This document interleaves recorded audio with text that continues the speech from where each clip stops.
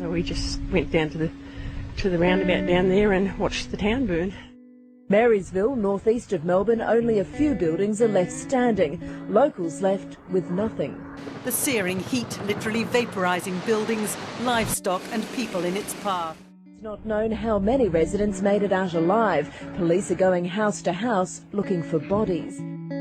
Those who made it to safety still don't know if they have a home to return to.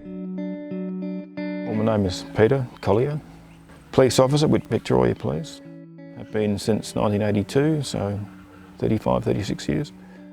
Work out of Marysville Police Station in Victoria, a small country town on the edge of Melbourne.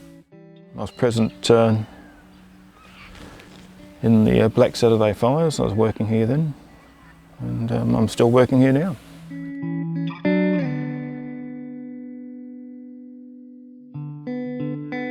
There was a belief, I would say almost a week prior, that day was going to be a nasty day.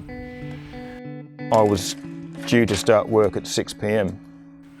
One of my work colleagues who was working at the time, he had the morning shift before me, and he said if you looked out to the west, you could see smoke from a large fire that was burning out of control in the Kilmore area. And he said, you know, the smoke you can see is from that. So that was the first inkling I had that, you know, somewhere was copping it. So we formulated the plan that where was the place in town where the greatest number of people would probably be. Because you don't have a lot of time. In our opinion, the Oval, which is where we are now. And that was sort of known by the township people as being a gathering place. When I first arrived on this oval, we entered from, basically there's a road around that tree line, a dirt track, and that's where we came in. There was a lot of people and cars on the oval and in this area where we're standing. And I estimate 200 people, give or take a few. Now there was cars leaving and they were heading out the main exit here. The only safe way out would have been the road to Buxton and head north. The road towards Melbourne was compromised and the only other road would be through the hills, and you'd never go through the hills because that's almost certain death. There was no question in my mind that people had to leave, and they were leaving in an orderly fashion. So I then drove into the main drag of Marysville at the intersection and watched until the last car had left. At what point was I going to decide to leave? That was the thing that was going through my mind. But I stayed there until burning debris started to fall out of the sky.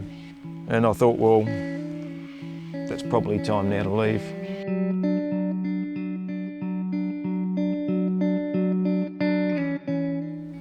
The next day, I was part of a team that found about 10 bodies.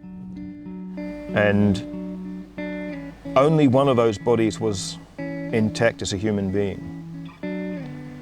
The rest were burnt beyond belief. Now, this was a young female, about 18 years old or thereabouts. She wasn't burnt. Her hair wasn't burnt, her clothing wasn't burnt. And she was dead just behind us on the footpath, next to the road, next to the oval. And from memory, she was kneeling down with her shoulder resting against a tree that was on the nature strip. And she died from radiant heat and possibly lack of oxygen. Because not only is there smoke that inhibits your breathing, but the fire consumes all the ground level oxygen and it goes up into the fire, leaving people unable to breathe. So those three factors can kill you, and killed this young girl, who was only a matter of less than 100 metres from the actual fence of the oval. If you talk about the Black Saturday fires, that's a massive physical thing. You know, some people can't talk about it after the fact. They're never quite the same again. I don't have a problem talking about it.